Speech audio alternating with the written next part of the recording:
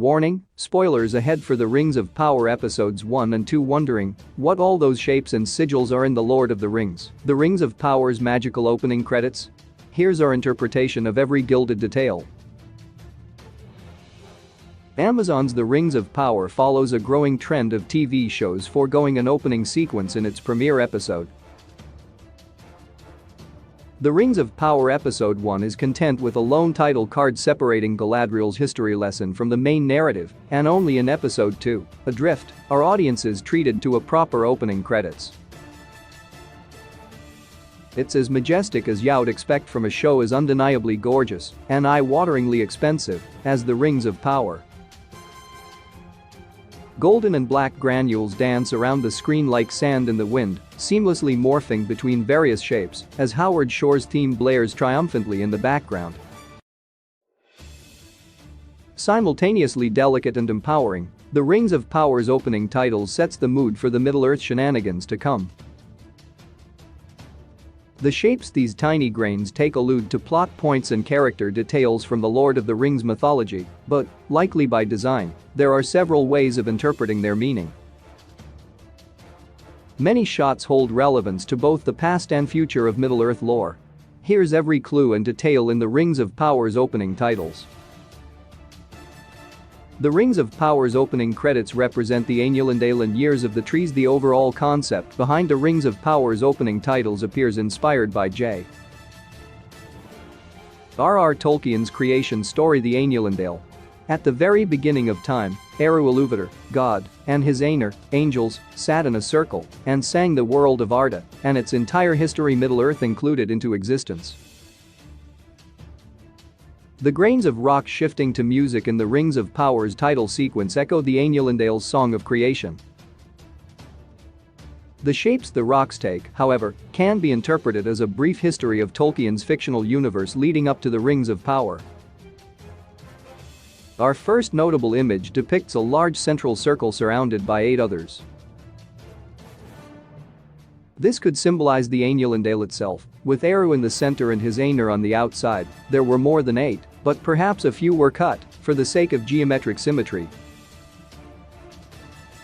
Intentionally or otherwise, the visual of 9 rings in a show, called the Rings of Power, can't help but also conjure memories of the 9 rings Sauron gifted to men, who were then corrupted and became his Nazgul. The 2 trees connect Valinor to Gondor. The Rings of Power moves from 9 rings to 2 trees as the sand rearranges to form opposing tree shapes. These are surely intended as Telperion and Laurelin, the 2 trees of Valinor seen in the Rings of Power's introduction.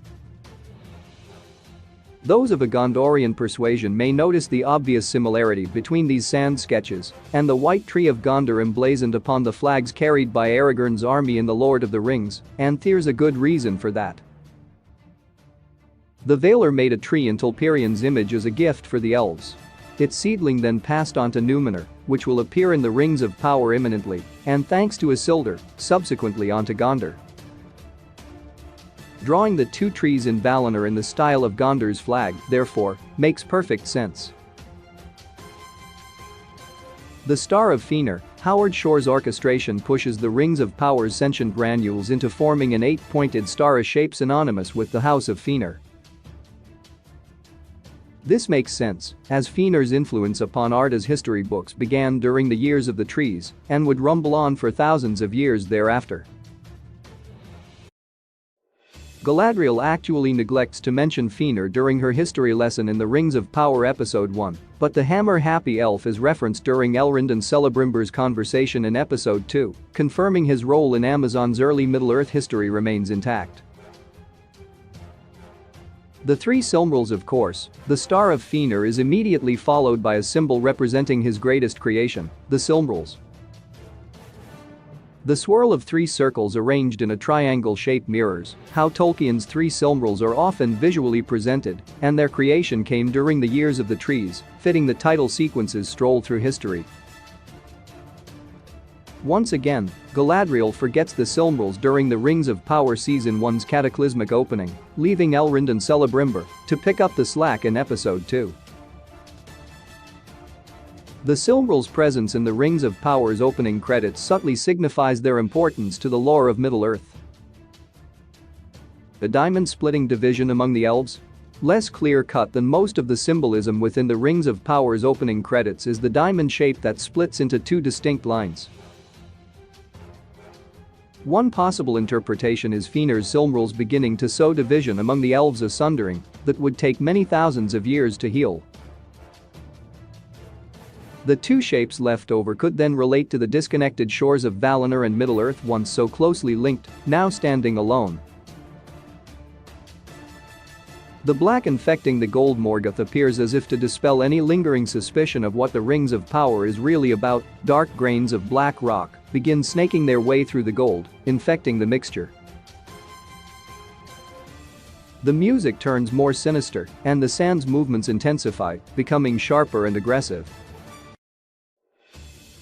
If the Rings of Power's opening sequence represents the Ainulindale, then the addition of darkness marks Morgoth, then known as Melkor, changing Eris music. The villain began, quite literally, singing from a different hymn sheet during the Ainulindale, and his unplanned solo is how darkness and Arda started.